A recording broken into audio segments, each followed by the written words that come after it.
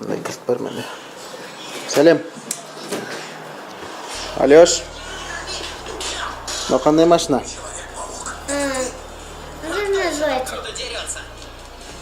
Білетінен қойсын? Шевроле. Таста дейді айналымда шыбындар. Қасқа не хабар бұл сөздерден басқа. Диктатиния таза рэпті қолданады. Трек өтіп атыр Махалевич қанат. Тағы бір рет. О, қаттырақ басу керек екен ғой. Әлен артқа отыр. Қазір полиция ұстап алады. Папаны жазалайды сосын. Қара әсел. Салоны комбинация екі түсті. Көрермендерге сәлем беріп қой иіліп. Таныс қойыңыздар, менің әйелім Әселя. Ача мен шынтақ қойғышыма қолын қойып. Менде жоқ, потому что. Сенде жоқ. Вот. Тракердің бір минусы осы. Тек қана жүргізушіде ғана бар. Это сближает. Әйелім орыс тілді, өйткені Ресей азаматы. Өзге ұлт өкілі. Сенбейді, көрсетші паспортыңды. Кім сенбейді? Қазақ емессің десем, сенбейді ел жұрт. Типа қазаққа қосасың, қазақ болуын. Мен Ресей паспорты. Әйелім Росучетта. Жалпы кроссоверлер үшке бөлінеді әзел. Орта көлемді. Ірі кроссовер және компакт кроссовер. Мынау қайсыны іздеп ойлайсың? Компакт. Әрине. Трекерде 6 сатылы гидротрансформаторлы автомат. Байқасаң, машинаның басқарылуы жақсы, Да, управление классное. Өйткені бұл жерде Chevrolet Cruze'дің платформасы тұр ғой. Ана жаңасы емес, ескісі 13-14 жылы біз қызық өтіп екенбіз. Сол.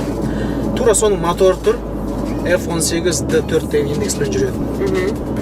Бойында 140 аттың күші бар. 175 ньютон-метр момент береді. Түсінің өмірдеге? Қалада күші жетеді деген сөз ғой.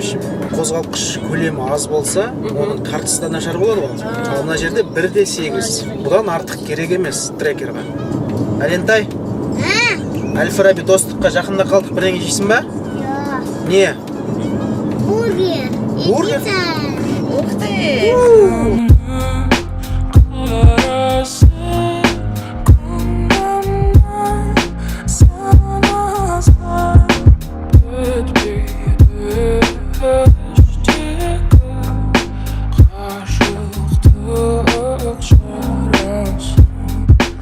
Есіктің ішкі қаптауында тұтқасы бар, есік жабуға, ашуға арналған.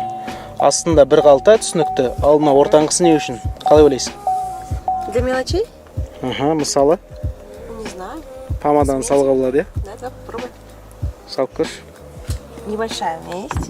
Бізде жүк салғыш көлемі 350 литр. Бұл аз. Егер көлемді заттарды машинаға орналастырам десең, мынаны түсіруге болады. Әселма, дөңгелектер қандай көлемде деп ойлайсың? 16? Жоқ, 18. Трекердің орындығы электро реттеуішімен баптап көрш. Газ тіреуіштер жоқ, ё-майо. Әсел, кел, көмегің керек. Стаж капотты. Стық емес па, нормально? Пойдет. Түсіре ғой. Мінекей 4 цилиндрлі ескі мотор. Уақыт өте келе өзінің сенімді екенін дәлелдеді. Мотор қарапайым болғандықтан майдың өте жиі ауыстырылуын қажет етпейді және қымбат майда керек емес бұған.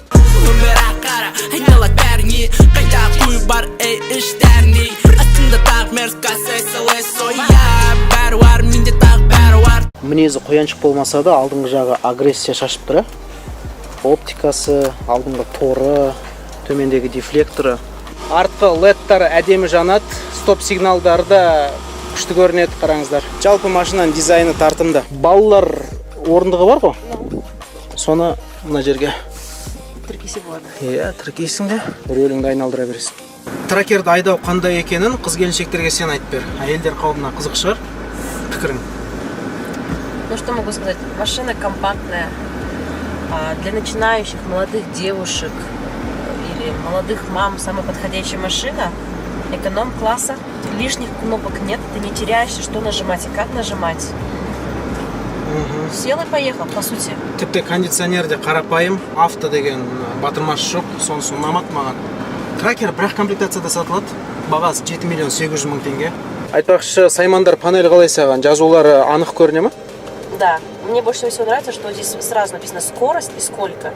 Я не смотрю на эту стрелку и не угадываю, сколько же там, 66 или 65. Я сразу вижу там 52. Жолаушы жағында да ыңғайлы екен, аяққа ештеңе кедергі етпейді. Ты вот едешь, тебе не нужно отвлекаться, там выбирать, какую кнопку нажать, что здесь сделать. Нажал и поехал.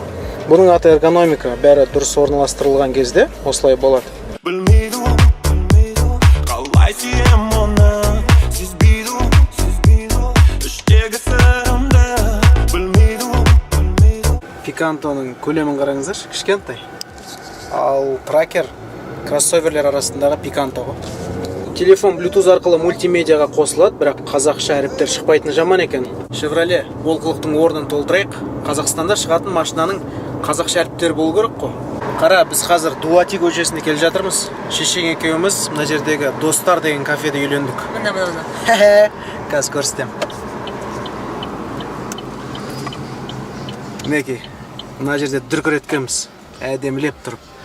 Әкең $20 000 мына жерге көміп кетті. Казгуда таныстық, журфакта бірге оқығанбыз. Бірінші рет кездестіргенде ойыма сап ете түскені, оппа, қазақтың соңғы ханы үшін есе қайтарам. Бұл қыз маған ұл туып береді дедім. Енді оққан шығарсыздар ұлты қандай екен. Не, сол.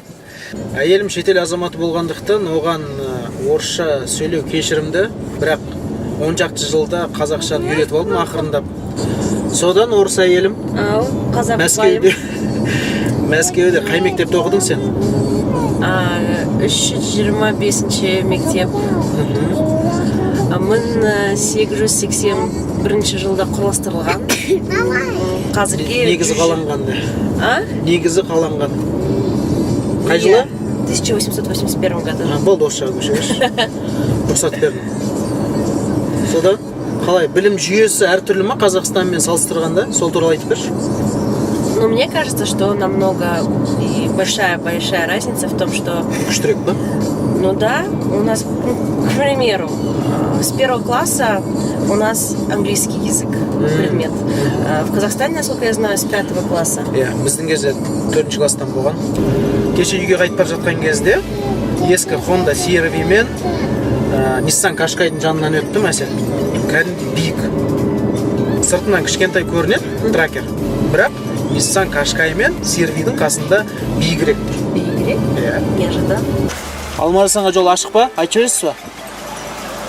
Жа жаққа жол ашық па деймін, менттер тоқтатпай ма?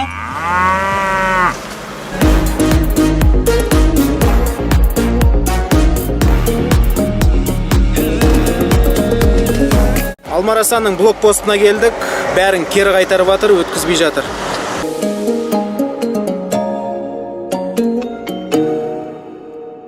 Қазақстанда ең арзан кроссовер Jack S3 екенін жақсы білесіздер.